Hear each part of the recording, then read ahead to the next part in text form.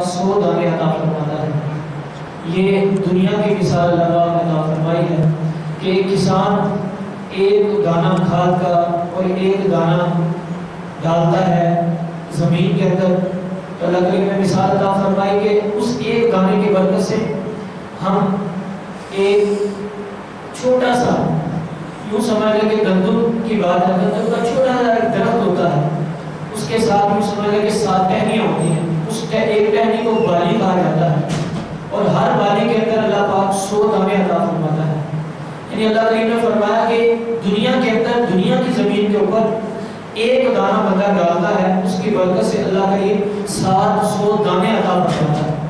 یہ اللہ کریم نے مثال دے کر سمجھایا ہے کہ جو اللہ کی راہ میں خرچ کرتے ہیں ان کی مثال ایسے ہے، جب اللہ کی راہ میں ایک دے دیتے ہیں ان کو، اس کے بدلے اللہ کریم ایسے ہی عطا فرماتا ہے۔ پھر ارشاد فرمایا واللہ یضاعف لمن یشاء، یہ تو ایک سمجھانے کے لیے معاملہ تھا تاکہ بندہ سمجھ جائے، کیونکہ اس کی آنکھ کے سامنے یہ گندم کی فصل یا چاول کی فصل ہوتی ہے، اس کی آنکھ کے سامنے سبزیاں ہوتی ہیں، اس کی آنکھ کے سامنے دیگر فصلیں ہوتی ہیں، وہ دیکھتا بھی ہے کہ ایک دانہ اگایا جاتا ہے، اس سے کئی گنا زیادہ فصل اگتی ہے، لیکن اللہ کریم نے ارشاد فرمایا جب بندہ میری راہ میں خرچ کرے گا، مجھے راضی کرنے کے لیے کسی غریب کو، یتیم کو، مسکین کو، کسی لاچار کو دے دے گا، اللہ فرماتا ہے یہ تو ایک مثال تھی کہ ایک کے بدلے 700 عطا فرماتا ہوں، لیکن واللہ یضاعف لمن یشاء، اللہ اتنا کریم ہے، اللہ اتنا رحیم ہے، اللہ اس سے بڑھ کر بھی عطا فرماتا ہے، اس سے زیادہ عطا فرماتا ہے۔ واللہ واسع علیم، اللہ تو وسعت والا ہے، اللہ تو علم والا ہے۔ تو یہاں پر پتہ یہ چلا کہ جب بندہ، سب سے پہلی بات یہ ہے کہ جب اللہ کی راہ میں بندہ خرچ کرتا ہے تو اللہ کریم اپنی رحمت کے صدقے عطا فرماتا ہے۔ بندے نے اپنی طاقت کے مطابق خرچ کیا اور اللہ پاک اپنی رحمت کے صدقے عطا فرماتا ہے۔ اور یہاں پر ایک اور بات ہے، اللہ کریم نے قرآن پاک میں ارشاد فرمایا، چوتھے پارے کی پہلی آیت ہے لن تنالوا البر حتى تنفقوا مما تحبون وما تنفقوا من شيء فإن الله به عليم۔ اللہ فرماتا ہے ہرگز تم بھلائی تک نہیں پہنچ سکتے، ہرگز تمہیں اچھائی مل ہی نہیں سکتی، کب تک؟ جب تک تم اللہ کی راہ میں وہ چیز خرچ نہ کر دو جسے تم پسند کرتے ہو، مما تحبون جس سے تم محبت کرتے ہو، وما تنفقوا من شيء فإن الله به عليم۔ یاد رکھو تم یہ نہ سمجھو کہ کوئی دیکھ نہیں رہا، جو چیز تم خرچ کر رہے ہو اللہ پاک جانتا ہے، جو چیز تم نے اللہ کی راہ میں خرچ کی، وہ کوئی بھی چیز ہو۔ یہ آیت کریمہ جب نازل ہوئی تو اس وقت سیدنا طلحہ رضی اللہ تعالیٰ، ایک صحابی رسول کے بڑے عظیم صحابہ میں شامل ہوتے ہیں، یہ حضور کی بارگاہ میں حاضر ہوئے، عرض کی یا رسول اللہ صلی اللہ علیہ وسلم، میں نے آیت سنی ہے جو اللہ کریم نے فرمایا کہ تمہیں اس وقت تک رحمت نہیں مل سکتی، اللہ کی جانب سے بھلائی نہیں مل سکتی جب تک تم اللہ کی راہ میں وہ چیز خرچ نہ کرو جسے تم پسند کرتے ہو، جو چیز تمہیں محبوب ہے۔ تو حضور کی بارگاہ میں عرض کی یا رسول اللہ، دنیا کے اندر مجھے میرا ایک باغ ہے، اس باغ کو میں بڑا پسند کرتا ہوں، اس سے بڑی میری محبت ہے، میں آپ کی بارگاہ میں حاضر ہوں یا رسول اللہ صلی اللہ علیہ وسلم، گزارش کرتا ہوں کہ میں نے جو باغ رکھا ہوا ہے جس سے میں محبت کرتا ہوں اس کو آپ کی بارگاہ میں پیش کرتا ہوں، اللہ کی راہ میں دیتا ہوں، آپ جہاں چاہیں اس کو دے سکتے ہیں، جس کو چاہیں دے سکتے ہیں۔ نبی پاک صلی اللہ علیہ وسلم بڑے خوش ہوئے کہ ایک آیت کریمہ نازل ہوئی، اس کے فی الفور میرے صحابہ عمل کرنے کے لیے تیار ہو جاتے ہیں، صحابہ اپنے عمل کو اللہ کے حکم کے مطابق ڈھالنے کی کوشش کر رہے ہیں۔ تو آقا کریم صلی اللہ علیہ وسلم نے فرمایا میں تمہیں حکم دیتا ہوں، یہ جو باغ ہے تمہارا، اس کا پھل تم اپنے عزیزوں و اقارب کے اندر، جو غریب ہیں، جو یتیم ہیں، مسکین ہیں، جو حقدار ہیں، ان کے اندر بانٹ دو۔ جب تم ان کے اندر بانٹ دو گے تو اللہ کریم تم سے خوش ہو جائے گا۔ تو پتہ یہ چلا صحابہ کرام سب سے پہلے اللہ کے حکم پر عمل کرتے تھے، اللہ کا حکم آتا تو پھر فوراً عمل کرنے کی کوشش کرتے تھے۔ اس کے ساتھ ساتھ سیدنا عمر بن عبدالعزیز رضی اللہ تعالیٰ عنہ کے بارے میں بھی آتا ہے کہ آپ رضی اللہ تعالیٰ عنہ کو شکر بڑی پسند تھی، شکر ایک نفسانی لحاظ سے آپ کو بڑی عظیم تھی، تو آپ کوشش کرتے کہ اللہ کی راہ میں شکر صدقہ کیا کرتے تھے، لوگوں کو شکر دیا کرتے تھے، بانٹا کرتے تھے۔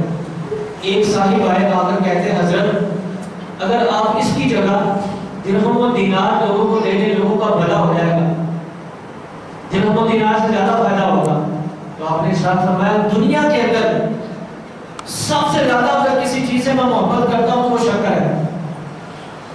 دنیا کی چیزوں کی بات ہے، دنیا کی چیزوں میں اگر کسی سے محبت کرتا ہوں سب سے زیادہ وہ شکر ہے، مجھے پسند ہے۔ تو میں یہ چاہتا ہوں جو میرے دل کو پسند ہے، جو میرے نفس کو پسند ہے، میری ذات کو پسند ہے، وہی چیز میں اللہ کی راہ میں بانٹوں، اللہ کی راہ میں خرچ کروں تاکہ اللہ مجھ سے خوش ہو جائے۔ کیونکہ اللہ خود فرماتا ہے لن تنالوا البر حتی تنفقوا مما تحبون، کہ اس وقت تک تم اللہ کی رحمت کو، اللہ کی بھلائی کو نہیں پا سکتے جب تک تم اللہ کی راہ میں وہ چیز خرچ نہ کرو جسے تم پسند کرتے ہو، جسے تم محبت کرتے ہو۔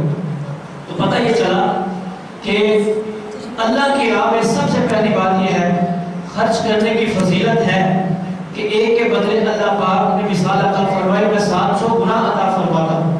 یہ تو سمجھانے کے لیے تھا، لیکن اللہ فرماتا واللہ یضاعف لمن یشاء، میں اس سے بڑھ کر بھی عطا فرماتا ہوں۔ تو یہ پتہ چلا کہ ایک کے بدلے جو حدیث پاک میں فرمایا گیا کہ 10 دنیا میں ملتے ہیں اور 70 آخرت میں بھی اللہ عطا فرمائے گا۔ اور یہ بھی فرمایا کہ اللہ کریم اتنا خوش ہوتا ہے جب بندہ اللہ کی راہ میں خرچ کرتا ہے، جب بندہ اللہ کی راہ میں دیتا ہے تو فرشتے اس کے نامہ اعمال میں لکھتے ہیں، فرشتے اس کے نامہ اعمال میں جب نیکیاں لکھنے لگتے ہیں تو اللہ کریم کی رحمت اس بندے کے اوپر نازل ہوتی ہے، کیونکہ اللہ خوش ہو رہا ہوتا ہے۔ یہ اللہ کی راہ میں خرچ کرنے کی بات ہے۔ پھر ایک اور بات، بنی اسرائیل کے اندر ایک شخص تھا، اس نے بیٹھے بیٹھے نیت کی، نیت یہ کی کہ اگر میرے پاس یہ ساری زمین کے پہاڑ آٹا ہوتے، ساری زمین کی ریت مٹی آٹا ہوتی، بیٹھے بیٹھے ایسے سوچ رہا تھا، غریب تھا، نادار تھا، اگر یہ سارے پہاڑ یہ ساری ریت آٹا ہوتی تو میں اس کو اللہ کی راہ میں دے دیتا، غریبوں میں بانٹ دیتا۔ یہ اس نے نیت کی ابھی، تو اللہ کریم نے ان کے نبی علیہ السلام کو یہ وحی عطا فرمائی جاؤ میرے بندے کو خوشخبری سنا دو۔ وہ خوشخبری کیا تھی؟ نبی علیہ السلام اللہ کا حکم لے کے آئے تو اس بندے سے کہا کہ اللہ یہ فرماتا تم نے صرف نیت کی، دل میں سوچا، تیرے پاس ہے نہیں خرچ کرنے کے لیے، لوگوں کو دینے کے لیے، لیکن تیری نیت سچی تھی، تم نے یہ سوچا کہ ساری ہوئے زمین کے پہاڑ ریت اگر آٹا ہوتی تو میں اللہ کی راہ میں غریبوں کو دیتا۔ تو اللہ یہ فرماتا ہے اللہ کے بندے تم نے یہ نیت کی، اللہ پاک نے فقط نیت کی برکت سے تمہیں یہ ثواب عطا فرما دیا۔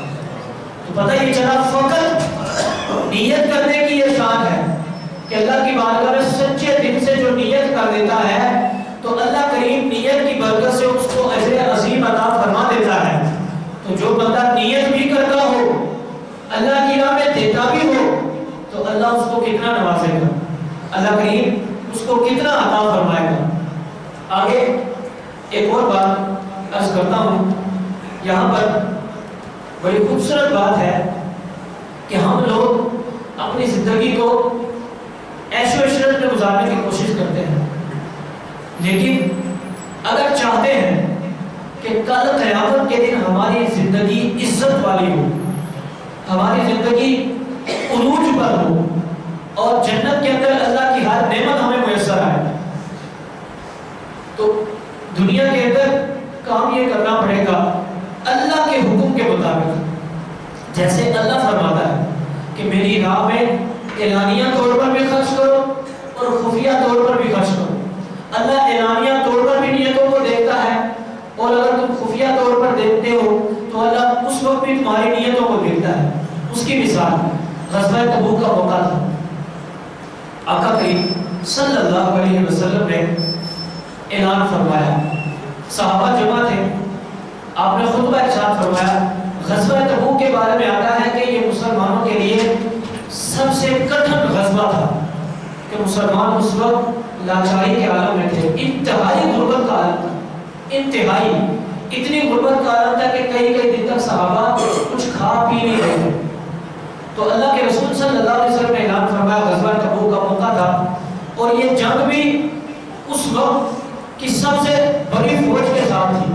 حضور نے فرمایا کون ہے جو اللہ کی راہ میں خرچ کرے؟ اب صحابہ جمع تھے، حضور نصیحت فرما رہے ہیں، آواز فرما رہے ہیں۔ اب جو سامنے صحابہ بیٹھے ہوئے ہیں ان میں غربا صحابی ہیں، ان کی زندگی ظاہر لاچاری والی زندگی تھی، ہے بڑے عظیم صحابہ کی شان بڑی اعلیٰ ہے، لیکن ظاہر ان کے پاس وقتی طور پر اس وقت دنیا نہیں تھی۔ لیکن حضور نے اعلان فرمایا، جب اعلان فرمایا کوئی صحابی نہیں اٹھا، سیدنا عثمان غنی رضی اللہ تعالیٰ عنہ کھڑے ہوئے، عرض کی یا رسول اللہ صلی اللہ علیہ وسلم، آپ کے اعلان پر میں نیت کرتا ہوں کہ اس غزوے کے اندر 100 اونٹ اور ان کے اوپر سامان بھی آپ کی بارگاہ میں پیش کروں گا۔ اسے تو عثمان غنی رضی اللہ تعالیٰ نے اعلان کیا۔ تو آقا کریم صلی اللہ علیہ وسلم دوبارہ پھر منبر اقدس پر تشریف لائے، وہ اعلان کر کے بیٹھ کے دوبارہ پھر حضور نے اعلان فرمایا کہ کوئی اور اللہ کا بندہ ہو جو اللہ کی راہ میں خرچ کرنا چاہتا ہو، اس غزوے میں شامل ہونا چاہتا ہو عملی طور پر، کوئی نہیں اٹھا۔ سیدنا عثمان غنی رضی اللہ تعالیٰ دوبارہ ہوئے، پھر عرض کی یا رسول اللہ صلی اللہ علیہ وسلم، اس سے پہلے میں نے 100 اونٹوں کا اعلان کیا ہے، اب دوبارہ میں 100 اونٹ اور اس کے اوپر جو ساز و سامان ہوگا وہ دینے کا اعلان کرتا ہوں، یعنی 200 اونٹ اللہ کی راہ میں خرچ کروں گا، آپ کو دوں گا اس غزوے میں شامل کرنے کے لیے۔ آقا کریم صلی اللہ علیہ وسلم نے اعلان سنا، عثمان غنی بیٹھ گئے، تیسری مرتبہ پھر حضور منبر پر تشریف لائے، آپ نے پھر اعلان کیا کہ کوئی اور اللہ کا بندہ ہو کہ جو اللہ کی راہ میں خرچ کرنا چاہتا ہو، کوئی نہیں اٹھا۔ تیسری بار پھر سیدنا عثمان غنی رضی اللہ تعالیٰ عنہ اٹھتے ہیں اور تیسری مرتبہ پھر اعلان کرتے ہیں یا رسول اللہ صلی اللہ علیہ وسلم، اس سے پہلے میں نے 200 اونٹ دینے کا اعلان کیا ہے، بما ساز و سامان آپ کو دوں گا، آپ اس غزوے میں شامل کر لیجیے گا۔ اب تیسری مرتبہ پھر میں 100 اونٹ دینے کا تیسری مرتبہ پھر اعلان کرتا ہوں، اس کے اوپر سامان بھی ہوگا۔ آقا کریم صلی اللہ علیہ وسلم نے جب تیسری مرتبہ عثمان غنی کا اعلان سنا تو خوش ہوئے، آپ مسکرائے، آپ منبر پر دوبارہ تشریف لائے، چوتھی مرتبہ منبر پر تشریف لا کر آپ نے کیا اعلان کیا؟ آپ نے اعلان فرمایا ہے عثمان، تو نے اللہ کو راضی کرنے کے لیے یہ اعلان کیا ہے کہ میں اللہ کی راہ میں 300 اونٹ بابا ساز و سامان دوں گا، میں تجھے یہ حکم سناتا ہوں، خوشخبری سناتا ہوں، اس سے پہلے تمہارے نامہ اعمال میں جو بھی اعمال ہوئے ہوں گے اللہ کریم نے سب کو معاف کر دیا، اور آئندہ جو بھی تم عمل کرو اللہ کریم نے تمہیں معاف کر دیا ہے اور تمہارے لیے جنت لازم کر دی۔ پتہ یہ چلا کہ جب کوئی شخص اللہ کی راہ میں صدق کے دل سے یہ اعلان کرتا ہے، چاہے وہ کوئی بھی انسان ہو، اللہ کا حکم تو آتا ہی ہے لیکن حضور کی زبان سے اس کو خوشخبری ملتی ہے۔ پھر ایک اور بات یہاں پر سناؤں، مفتی احمد یار خان نیوی رحمۃ اللہ علیہ فرماتے ہیں جب سیدنا عثمان غنی رضی اللہ تعالیٰ عنہ نے یہ 300 دینے کا اعلان کیا، لیکن جب دینے کی باری آئی، کئی بار ایسا ہوتا ہے کہ جذبات کے اندر بندہ اعلان کر دیتا ہے کہ میں 5000 روپے دوں گا، میں 10 دوں گا، میں 50,000 دوں گا، لیکن جب دینے کی باری آتی ہے تو وہ دے نہیں سکتا، یعنی 50 کا اگر اعلان کیا تو وہ 10 دے سکتا ہوتا ہے۔ کبھی ایسا بھی موقع آتا ہے کہ اس کے کاروبار میں اتنی ترقی نہیں ہوتی، وہ دے ہی نہیں سکتا۔ ہاں نیت کرنے کا ثواب ضرور ملے گا اگر اس کی اچھی نیت ہوگی اعلان کرنے کے وقت۔ لیکن سیدنا عثمان غنی رضی اللہ تعالیٰ عنہ کے بارے میں سنیں، آپ نے 300 اونٹ دینے کا اعلان کیا، لیکن جب دینے کی باری آئی نا، روایتوں میں آتا مفتی صاحب فرماتے ہیں جب دینے کی باری ہے تو آپ نے 300 اونٹ نہیں دیے، بلکہ 300 اونٹ کے ساتھ ساتھ آپ نے آقا کریم صلی اللہ علیہ وسلم کی بارگاہ میں گھوڑے بھی پیش کیے، اور آقا کریم صلی اللہ علیہ وسلم کی بارگاہ میں سونے سے بنی ہوئی اشرفیاں بھی پیش کی۔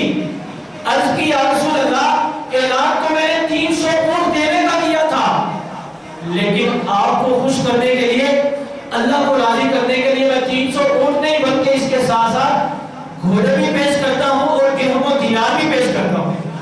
تو پتہ یہ چلا کہ جو اعلان کر دیا جاتا ہے وہ لازم نہیں ہو جاتا ہے، بلکہ کوشش یہ ہونی چاہیے کہ ہمیں اس سے زیادہ ہے تاکہ صحابہ کی سنت بھی ادا ہو جائے اور اللہ کریم ہم سے راضی بھی ہو جائے۔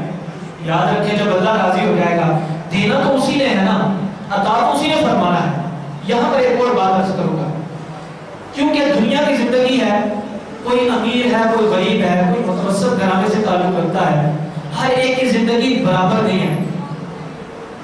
کسی کا گھر بڑا عظیم ہوتا ہے، کوئی کچے مکان میں رہتا ہے، کسی کی بڑی گاڑی ہوتی ہے، کسی کے پاس موٹر سائیکل بھی نہیں ہوتی۔ یہ ایک برابری نہیں ہو سکتی دنیا کے اندر۔ اللہ کریم نے ایک حکمت کے تحت انسانوں کو جتنی دولت جس کو عطا فرمانی ہے، جتنا رزق دینا ہے وہ عطا فرمایا ہے، لیکن غریب اور امیر دونوں کے لیے کیا بات ہوگا؟ غزوہ تبوک کے ہی موقع پہ یہ دونوں کے لیے پیغام ہے۔ آپ لوگ کئی سوچتے ہوں گے یار میں تو مزدور ہوں، میں تو دے نہیں سکتا۔ ذرا سنیے، آقا کریم صلی اللہ علیہ وسلم نے اعلان فرمایا، تو سیدنا ابوبکر صدیق رضی اللہ تعالیٰ کے بارے میں مشہور ہے کہ آپ نے اپنے گھر کا سارا سامان، بلکہ سوئی بھی نہیں رہنے دی اپنے گھر کے اندر، حضور کی بارگاہ میں پیش کر دی۔ حضور نے پوچھا نا، اے ابوبکر گھر میں کیا چھوڑ کے آئے ہو؟ عرض کی یا رسول اللہ، گھر کے اندر میں اللہ اور اس کے رسول کو چھوڑ کے آیا۔ تھوڑی دیر کے بعد سیدنا عمر فاروق رضی اللہ تعالیٰ عنہ آتے ہیں، وہ اپنے گھر کا آدھا سامان لے کے آتے ہیں، آدھا سامان حضور کی بارگاہ میں پیش کرتے ہیں۔ اب جو صحابہ کرام رضوان دیکھیں، ابوبکر صدیق نے اپنے گھر کا سارا سامان پیش کیا اور عمر فاروق نے آدھا سامان پیش کیا۔ عثمان غنی کی آپ نے بات سنی کہ انہوں نے کس قدر تعاون کیا، لیکن یہ تو امیروں کے لیے تھا کہ جو اچھے طریقے سے زندگی گزار لیتے ہیں، ان کے لیے تھا کہ وہ اللہ کی راہ میں اس طرح خرچ کرے بڑھ چڑھ کر جتنا اللہ پاک نے عطا فرمایا۔ لیکن غریب کے لیے کیا ہے؟ اسی غزوے کے موقع پر ایک غریب ترین صحابی تھے سیدنا عقیل انصاری رضی اللہ تعالیٰ، انہوں نے سوچا کہ یار ابوبکر تو اپنے گھر کا مکمل سامان لے آئے اور عمر فاروق آدھا سامان لے آئے، عثمان غنی نے بھی بڑی مدد کی، عبدالرحمن بن عوف نے بھی مدد کی، دیگر صحابہ نے مدد کی، لیکن میں تو غریب ہوں، میں تو لاچار ہوں، میں کیسے تعاون کروں؟ تو انہوں نے ایک دن ایک یہودی کے ہاں مزدوری کی، ان کے باپ کو پانی دیا، پانی دینے کے بعد ان کو 2 سیر کھجوریں ملی، مزدوری میں 2 سیر کھجوریں ملی، تو انہوں نے کیا کیا؟ ایک سیر یا یوں سمجھ لیں کہ 1 کلو کھجوریں انہوں نے گھر میں لے دی اور ایک سیر 1 کلو کھجوریں آقا کریم صلی اللہ علیہ وسلم کی بارگاہ میں لے آئے۔ یا رسول اللہ اتنا دے تو نہیں سکتا، میرے پاس ابوبکر جتنا مال تو نہیں ہے، عمر فاروق جتنا بھی مال نہیں ہے، عثمان غنی بھی جتنا مال نہیں ہے، لیکن یا رسول اللہ یہ 1 سیر کھجوریں ہیں، لیکن 1 سیر کھجوروں کے ساتھ ساتھ یا رسول اللہ دل کے اندر اللہ کی محبت بھی ہے، اخلاص بھی ہے، یا رسول اللہ آپ کی بارگاہ میں پیش کرتا ہوں، اس کو قبول فرما لیجیے۔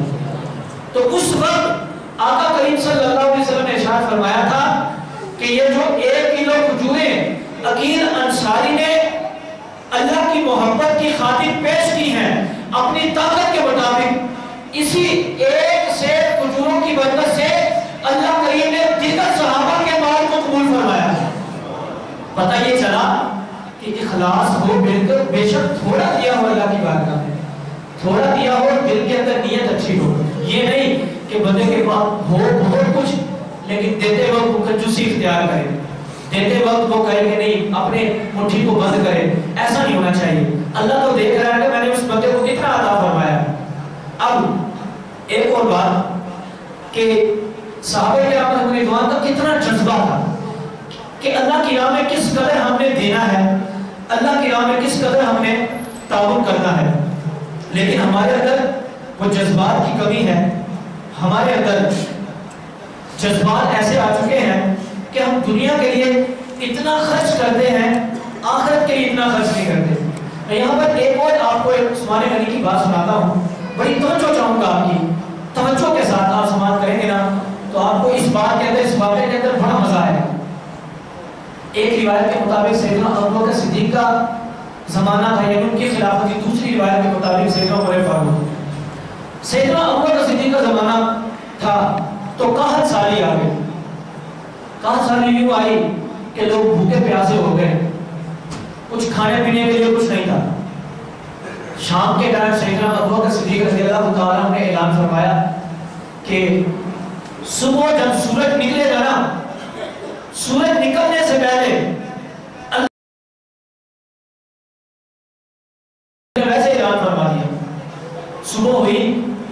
مدینے کے جو تاجر تھے ان کو پتہ چلا کہ سیدنا عثمان غنی رضی اللہ تعالیٰ عنہ نے کسی اور شہر اور ملک سے 1000 اونٹ سامان کے ساتھ منگوائے.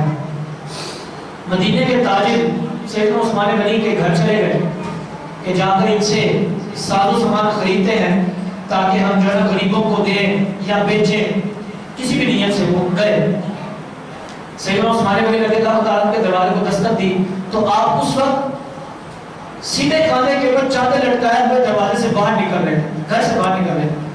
تو تاجر جب اکٹھے ہوئے تو عثمان غنی نے پوچھا تم یہاں پر کیوں آئے ہو؟ عرض کی جناب ہم آئے تھے کہ ہمیں پتہ چلا تھا کہ آپ کے پاس غلہ آیا ہے, سامان آیا ہے, اگر آپ ہمیں بیچ دیں تاکہ مدینے کے جو غریب ہیں لوگ ہیں ان کو ہم دے دیں.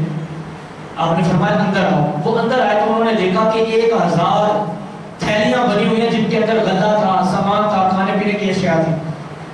مزے کی بات جو آپ کو سناتا ہوں. ماشاءاللہ آپ صحابہ کرام سے محبت کرنے والے بیٹھے ہیں. میرا یقین ہے کہ صحابہ کی بات کو ہم کوئی بھی ٹال نہیں سکتا. ایسا کوئی انسان نہیں ہے مسلمان خاص طور پر سنی صحیح عقیدہ. سیدنا عثمان غنی رضی اللہ تعالیٰ عنہ کو بٹھا لیا. آپ نے فرمایا مجھے بتاؤ کہ تم اس غلے کے بدلے کیا دو گے؟ سودا ہونے لگا. جب سودا ہونے لگا نا تو انہوں نے کہا اے عثمان 10 کے بدلے جہاں پر ایک چیز کی 10 روپے قیمت ہے نا اس کے بدلے ہم 12 روپے دیں گے, یعنی 12 درہم دیں گے. آپ نے فرمایا یہ کم ہے, یعنی جس کی 10 قیمت ہے تم 12 دو گے یہ بہت کم ہے. انہوں نے کہا اے عثمان 12 نہیں بلکہ 10 کے بدلے 14 دیں گے. جس کی قیمت 10 ہے اس کو 10 نہیں دیں گے بلکہ 14 دیں گے. آپ نے فرمایا یہ بھی کم ہے. انہوں نے پھر کہا بولی بڑھا دی. انہوں نے کہا ہم 10 کے بدلے 15 دیں گے. آپ نے فرمایا یہ بھی کم ہے. تو انہوں نے کہا کہ ہم اے عثمان اس سے بڑھ کر دے نہیں سکتے, زیادہ دے نہیں سکتے. تو سیدنا عثمان غنی رضی اللہ تعالیٰ نے ساتھ ہی کہہ دیا تم ایسا کرو گے کہ 1 کے بدلے مجھے 10 دو, 1 کے بدلے مجھے 10 دو گے. تو ساتھ ہی خود ہی کہہ دیا تم ایسا نہیں کر سکتے کہ 1 کے بدلے مجھے 10 دے دو. آپ نے فرمایا جب تم 1 کے بدلے مجھے 10 نہیں دے سکتے نا یہاں سے اٹھ کر چلے جاؤ. وہ تاجر اٹھنے لگے تو آپ نے فرمایا پریشان نہ ہونا, تم ذہن میں کچھ خیال پیدا نہ کرنا میرے بارے میں.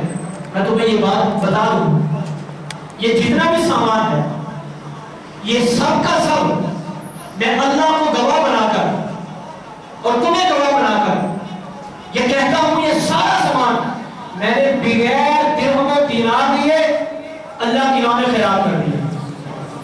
اور تاجروں کو بتایا تمہیں بتاؤں بھلا کیوں؟ تم مجھے 10 کے بدلے 12 دے رہے تھے, صرف 2% مجھے اس کی پراپر دے رہے تھے, اور پھر تم نے 4% پراپر دی, پھر تم نے کہا 5% دیں گے. لیکن تمہیں بتا دوں جب میں اللہ کی راہ میں خرچ کروں گا اللہ 1 کے بدلے مجھے 10 عطا فرمائے گا. میرا رب اتنا کریم ہے, میرا رب اتنا رحیم ہے. یہ صحابہ کی سیرت ہے کہ صحابہ کرام رضوان کس قدر غریبوں کا خیال کیا کرتے تھے. اللہ کی راہ میں خرچ کرنے کا جو طریقہ کار تھا واقعہ تھا, اگر سیکھنا ہے وہ صحابہ کی سیرت سے سیکھیں. لیکن آج افسوس کی بات ہے کہ ہم لوگ ایسی راہ میں خرچ کرتے ہیں یا ہم نے طریقہ کا ایسا اپنا لیا ہے کہ اس طریقے کو ہم نے شاید کہہ لیا ہو کہ بڑا عظیم ہے طریقہ, لیکن اللہ کی بارگاہ میں وہ طریقہ کامیاب نہیں. کیوں بھلا؟ اس لیے دیکھیں میں مثال دیتا ہوں کہ شادی ہماری ہوتی ہے, بیٹی کی شادی ہو یا بیٹے کی, لاکھوں روپے بلا مبالغہ غریب بھی خرچ کرتا ہے امیر بھی خرچ کرتا ہے. اس میں کوئی شک کی بات نہیں, تقریباً سب کو نظر آتا ہے. اگر شادی ہو رہی ہو وہاں پر ناچنے گانے والے بھی منگوائے جاتے ہیں, ان کو بھی 1000 روپے دیے جاتے ہیں, اور بینڈ باجا بھی منگوایا جاتا ہے, ان کو بھی 1000 روپے دیے جاتے ہیں. اور اس سے زیادہ افسوس کی بات یہ ہے کہ جب بارات جاتی ہے وہاں پر 1000 روپے فضول ہی ایسے پھینک دیے جاتے ہیں. یہ سب سے زیادہ افسوس کی بات. میں کہتا ہوں لاکھوں روپے جو خرچ کر رہا ہے غریب بھی آج کل کر رہا ہے دکھانے کے لیے, متوسط طبقے سے تعلق رکھتا ہے وہ بھی کر رہا ہے.